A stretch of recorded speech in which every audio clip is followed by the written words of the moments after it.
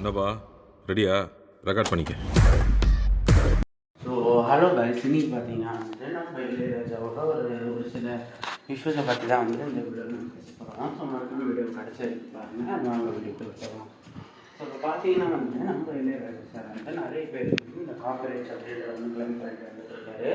அந்த சில ரீசெண்டாக கூட நம்ம அஜித் சார் படத்துக்கும் பண்ணியிருந்தாரு, நம்ம டிஸ்கவரி சாங்க்கும் பண்ணியிருந்தாரு.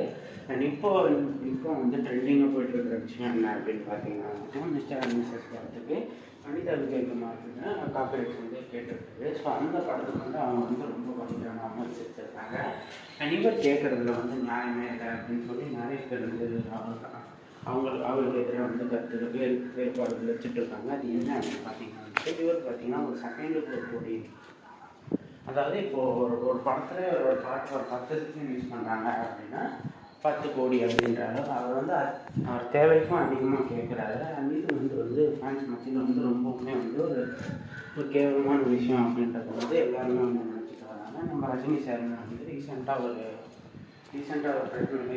இதாவது கூலி விஷயத்தில் என்ன சொல்லியிருக்காரு அப்படின்னு பார்த்தீங்கன்னா வந்துட்டு என்னோடய படத்துலலாம் இனிமேல் இளையராஜா சாங்கு இருக்கவே கூடாது அப்படின்னு சொல்லி பயங்கர கோபத்தில் சொல்லியிருக்காரு. ஏன் அப்படின்னு பார்த்தீங்கன்னா அதுக்கு காரணம் வந்து அவர் வந்து டிஸ்கோ அப்படின்ற சாங் கேட்டதுனால தான். ஸோ உங்கள் எல்லாருக்குமே தெரியும், ரஜினி சார் முக்கால்வாசி படத்தில் வந்து இளையராஜா சாரோட மியூசிக்ஸ் இருக்கும். ஸோ அவரோட மியூசிக்ஸ்னால தான் வந்து ரஜினி சார் வந்து வேறு அளவில் தான் சரியாக இருந்திருப்பாரு. பட் இப்படி ஒரு நம்ம ரஜினி சாரே சொல்கிறாரு அப்படின்னா அப்போ வந்து நீங்களே பார்த்துக்கோங்க எந்த அளவுக்கு வந்து ஒரு மன உளைச்சலுக்குள்ளாக இருக்கும் அப்படின்றது. ஸோ இந்த வருஷத்தில் திரும்ப நம்ம இளையராஜா சார் வந்து என்ன தான் வந்து நம்ம இளையராஜாக்கிட்டேருந்து காப்பரேட்ஸே வாங்கினாலுமே அவர் வந்து அதுக்கப்புறமா கூட பிரச்சனை பண்ணிட்டு தான் இருக்காரு அப்படின்னு சொல்லி ஒரு நியூஸ் கொடுத்துருக்காங்க.